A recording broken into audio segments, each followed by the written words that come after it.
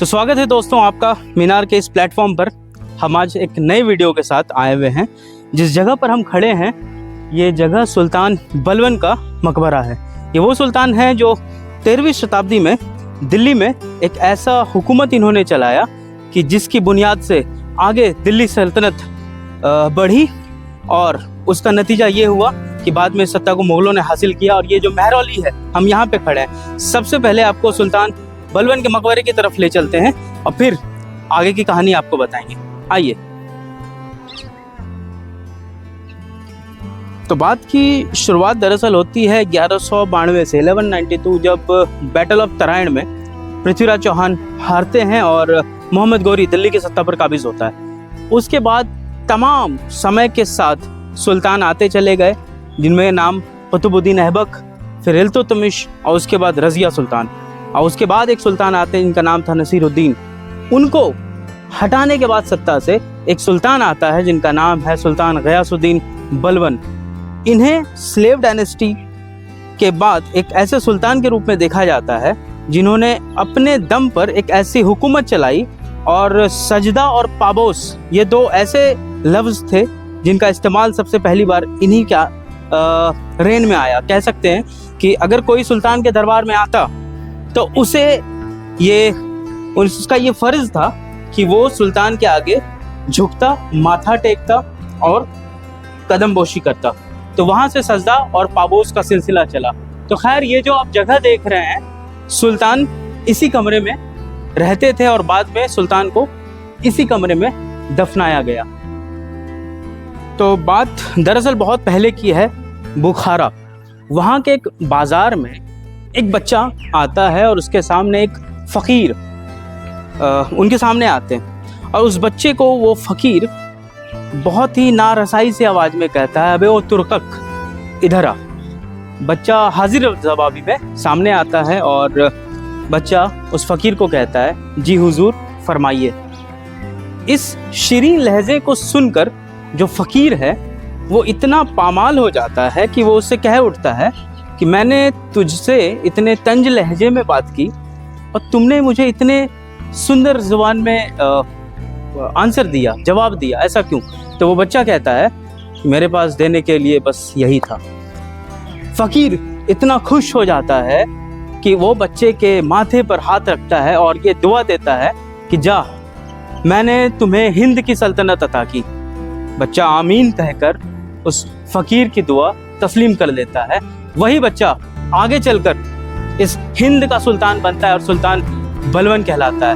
तो ठीक मैं जहाँ पर हूँ यही सुल्तान बलवन है जो अभी वक्त के साथ खामोशी से हमारे साथ पड़े हुए हैं यहीं पर। ये सुल्तान बलवन के ग्रेव है।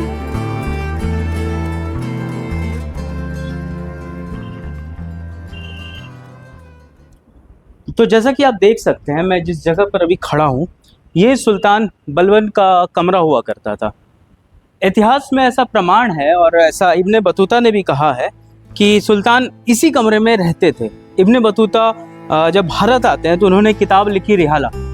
उनमें इन चीज़ों का जिक्र है। जो कहानी मैंने सुनाई उसका भी जिक्र उसी किताब में मिलता है। और इस कमरे में सुल्तान की ख्वाहिश थी कि जब वो यहाँ से रुखसत हो जाएं इस फ़ानी जहाँ से, तो उनको यहीं रखा जाए। तो इसलिए इस कमरे में सुल्तान की कब्र बनाई गई। और इसके चारों तरफ अब आप देखें तो इसके आर्किटेक्चरल फीचर्स को मैं कोशिश करता हूँ दिखाने की। यहाँ 4 दरवाजे बने होंगे आपको। एक दरवाज़ा ये, दूजा, और उसके बाद अब आप देखेंगे तो ये तीसरी दरवाज़ा है, तीसरा दरवाज़ा, और उसके साथ चौथा दरवाज़ा। वो वक्त की जो मार है ये दरवाजे नहीं झेल सके और इन्होंने अपनी दम तोड़ दी। और इसी दरवाजे में आप सबसे ऊपर देखें, आपको सबसे ऊपर ये खाली आसमान नजर आएगा। मगर पहले ये खाली आसमान नहीं हुआ करता था। इसके ऊपर एक बहुत बड़ी डोम बनाई गई थी, गुंबद। चूंकि वक्त के साथ वो गुंबद भी वक्त की मार नहीं सह सका और अपनी जान दे दी। हुआ क्या कि जब हिंदुस्तान में नई टेक्निक आई थी आर्किटेक्चर की, तो उस समय यहाँ के कारीगर को इतनी खूबी, इतना स्किल हासिल नहीं था कि वो इतने बड़े स्केल पर इतना बड़ा एक गुंबद तैयार कर सकें।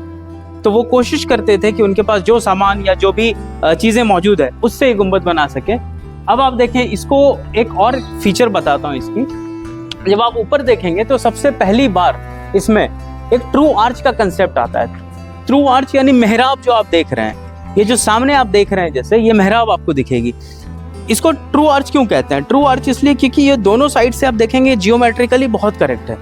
इससे पहले जो आर्चेस बनाए जाते थे वो कॉर्बेल आर्च था।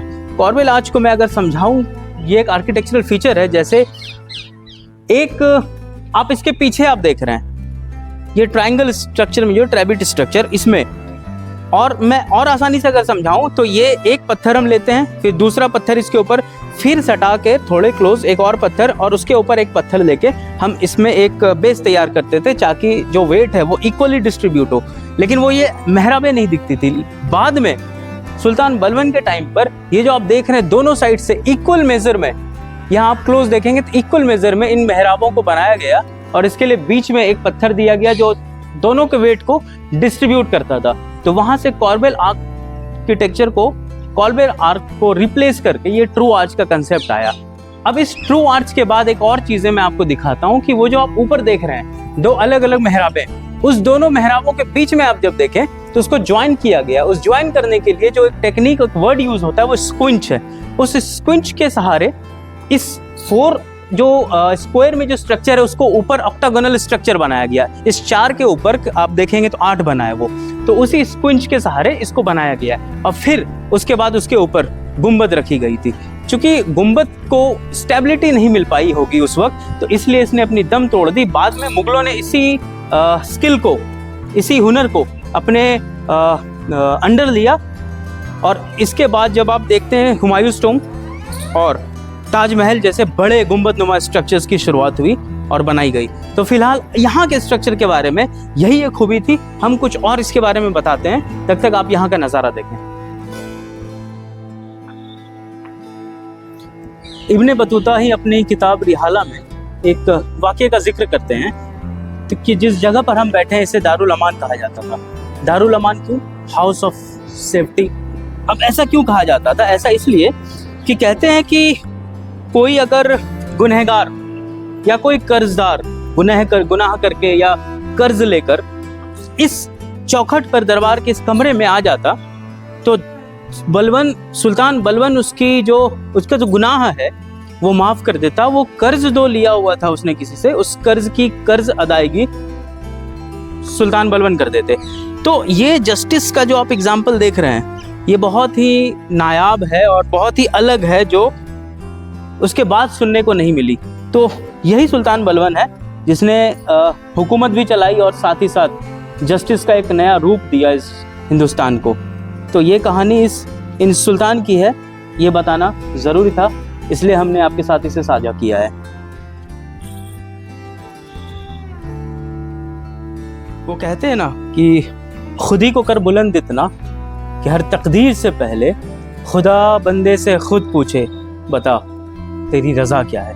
ऐसी ये कहानी हुई थी कि जब इल्तुतमिश एक बार उनको कुछ स्लेव्स की ज़रूरत थी तो उन्होंने मुल्तान अपने लोगों को भेजा कि मुझे चंद स्लेव्स चाहिए। उनको वहाँ भेजा गया तो तकरीबन उन्होंने 100 स्लेव्स खरीद कर हिंदुस्तान लेकर आए वो। और सुल्तान फिर उन हर एक को देखा परखा, और चूंकि एक जो लड़का था उसकी जो कद काठी थी उतनी बड़ी नहीं थी और वो दिखने में भी बहुत एक कुरूप सा मालूम होता था। तो सुल्तान ने फिर 99 स्लेव खरीद कर कहा कि मुझे अब नहीं चाहिए। तो वो एक लड़का बचा रह गया। अब उस एक लड़के को लगा कि मैं अकेला रह जाऊंगा, तो वो खुद सुल्तान के पास आता है और वो कहता है कि सुल्तान, आपने इन स्लेव्स को किन के लिए खरीदा है? सुल्तान मुस्कुराकर जवाब देते हैं कि इन्हें मैंने खुद के लिए खरीदा है। तो वो लड़का फिर आगे आता है और वो फरमाता है, सुल्तान आप मुझे खुदा के लिए खरीद लें। इतने में सुनकर सुल्तान निहाल हो जाते हैं और सुल्तान अल्तमश उन्होंने ये ऑर्डर दिया कि इनको भी खरीदा जाए। तो वो जो स्लेव था, वो लड़का, वही बाद में हिंद का सुल्तान बलवन बना। तो सुल्तान के कमरे से निकलते ठीक बाहर यहाँ पर मेरे आगे आप एक स्ट्रक्चर देख रहे होंगे। ये स्ट्रक्चर अभी बहुत मजबूती से खड़ा है। ये इनके बेटे जो प्रिंस मोहम्मद थे ये उनकी स्ट्रक्चर है। इस स्ट्रक्चर के बारे में कहा यह जाता है कि इन्हें खान शहीद का दर्जा मिला। खान शहीद इसलिए कि बात दरअसल यूँ है कि ये मुल्तान में गवर्नर के रूप में अपना काम कर रहे थे जब सुल्तान बलबन यहाँ थे, और उसी वक्त इन्होंने मंगोलों से लोहा लिया। मंगोलों से लड़ते लड़ते इन्होंने अपनी जान दे दी, और कहते हैं कि इन्होंने अपने सीने पे तलवारें और तीरें खाई, लेकिन मंगोलों को कभी दिल्ली की सरहद नहीं छूने दिया। तो एक तरीके से कहें तो दिल्ली इनकी कर्जदार है। खुदा जाने अगर मंगोल यहाँ आ जाते तो इस जगह का, इस दिल्ली का हश्र क्या होता। क्योंकि अमीर खुसरो इनके साथ थे तो उनको वापस भेजा गया, और वो किसी तरीके से बचा कर दिल्ली आते हैं और सुल्तान को पूरा वाक़या सुनाते हैं। अब दुनिया के तमाम दुखों में सबसे बड़ा दुख है कि बाप के रहते बेटे की मौत। सुल्तान के साथ साथ एक बाप भी थे। उन्हें ये कहानी, ये वाक़या गवारा नहीं हुआ और वो इसे सुन ना सके। कहते हैं कि दरबार में वो बैठे बैठे इस कदर दुख में गए कि वहीं पर उन्होंने रोना शुरू किया, और अगले 2 साल के भीतर यानी 1287 में उन्होंने अपनी जान दे दी। उनकी आखिरी ख्वाहिश थी कि उनको उसी कमरे में दफन कर दिया जाए। सो सुल्तान बलबन वहाँ हैं, उस कमरे में आराम फरमा रहे हैं, और जिस जगह से हम आपको बता रहे हैं ये इनके बेटे की कब्र है। अब चूंकि यहाँ एक किस्सा ये भी है, जाते जाते सुना दूँ, कि इस मकबरे से इत्र की खुशबू आती है। आपने देखा होगा, मैं चूंकि यहाँ खड़ा हूँ तो मैं सूंघ सकता हूँ, इसको महसूस कर सकता हूँ। अभी इसको फिर से रेनोवेट कराया गया है। ये कुरान की कुछ आयतें हैं। तो यहीं पर एक चलते फिरते कोई फ़कीर आते हैं और वो इस इत्र को डालकर यहाँ पर चले जाते हैं। उनका ये कहना है कि वो इस ख़ानदान से बिलोंग करते हैं। खैर ये तो कितनी हकीकत है, कितना फसाना है, ये वक्त बताएगा। इस वीडियो में अब हमें दीजिए इजाज़त। इतिहास सिर्फ किताबों में रखने वाली कहानियाँ नहीं हैं, ये उन दीवारों में भी लिखी गई हैं जिसे बाद में दफना दिया गया। तो आइए इस जगहों पर इस दफन कहानियों को हम इसलिए आते हैं कि जो चीज़ें बीती हैं हम उन्हें देख सकें। हम आप इसलिए हैं क्योंकि ये कहानियाँ, इन्हीं कहानियाँ से हम और आप जिंदा हैं। हम किसी और वीडियो में किसी और ऐतिहासिक विरासत के साथ आपके सामने पेश होंगे। हमारे चैनल को सब्सक्राइब करें, लाइक करें, और कुछ पूछना हो तो हमें कमेंट करें। तब तक के लिए अपना ख्याल रखें और हमें इजाज़त दें। शुक्रिया।